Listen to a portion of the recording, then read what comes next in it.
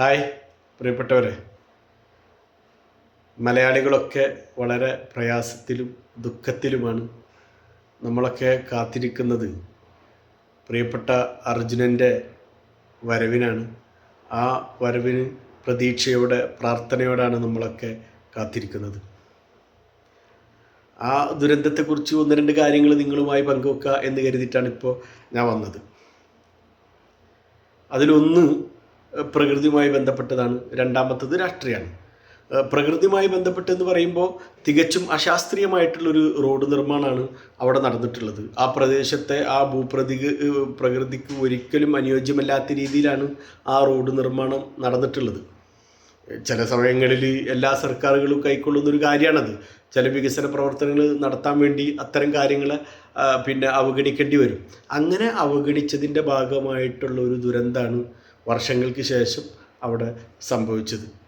അതിൽ നമ്മുടെ പ്രിയപ്പെട്ട അർജുനും അതുപോലെ തന്നെ ആ പ്രദേശത്തെ നാട്ടുകാരായ ആളുകളും അകപ്പെട്ടു എന്നുള്ളതാണ്.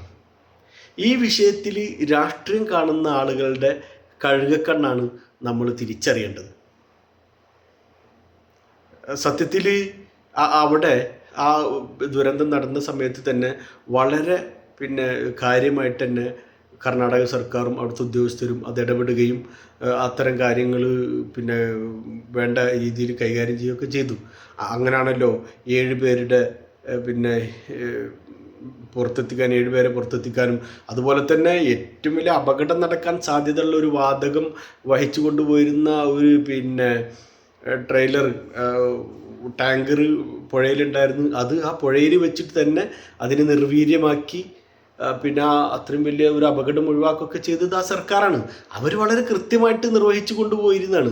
ആ സമയത്താണ് ചില ഇടതുപക്ഷ ഹാൻഡിലുകൾ ഈ വിഷയത്തിൽ ഇടപെടുകയും അവരാണ് സത്യത്തിൽ കർണാടക സർക്കാരിനെ അവിടുത്തെ ഉദ്യോഗസ്ഥരെ തെറ്റായ ദിശയിലേക്ക് നയിച്ചത്.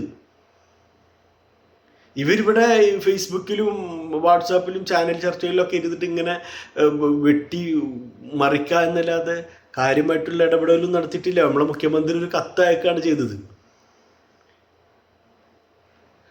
പക്ഷേ അതിനെ വളരെ കൃത്യമായിട്ട് ആ വിഷയത്തിൽ ഇടപെട്ടുകൊണ്ടിരിക്കുന്ന 2-3 പേരുണ്ട്.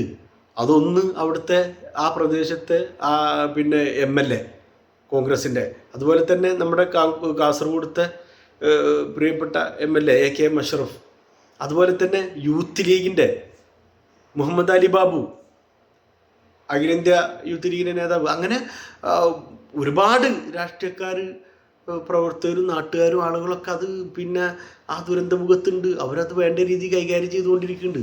നമ്മളെ ചില ആളുകളാണ് സത്യത്തിൽ അവിടുത്തെ ഉദ്യോഗസ്ഥരെ തെറ്റിദ്ധരിപ്പിച്ച് അവിടെ മാന്ത് ഇവിടെ മാന്ത് അവിടെ മറിക്കെന്ന് പറഞ്ഞത്. അത് ഈ കമ്മ്യൂണിസ്റ്റ് ഹാൻഡിലുകളാണ്.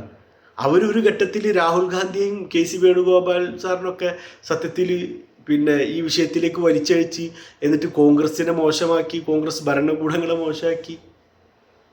ഇവരെന്താണ് ധരിച്ചു വെച്ചിട്ടുള്ളത്? ഇവിടെ കവളപ്പാറയിൽ ഇതുപോലെ വലിയ ദുരന്തം നടന്ന് 11 പേരെ ഇനിയും കിട്ടിയിട്ടില്ല, മണ്ണിൻ്റെ അടിയിലല്ലേ. അപ്പം അത്തരം ദുരന്തങ്ങളെയും കാര്യങ്ങളെയും മറച്ചു വെച്ച് കർണാടക സർക്കാരിനെ കുറ്റപ്പെടുത്തുന്നതിൽ അവർ കണ്ടെത്തുന്നത് ഒരു രാഷ്ട്രീയ ലാഭമാണ്. ദുരന്തമുഖങ്ങളിൽ ലാഭം കണ്ടെത്തുന്ന ഈ കൂട്ടരെ നമ്മൾ തിരിച്ചറിയണം എന്നാണ് ഈ സന്ദർഭത്തിൽ എനിക്ക് നിങ്ങളോട് ഓർമ്മപ്പെടുത്താൻ സൂചിപ്പിക്കാനുള്ളത്. Okay, thank U.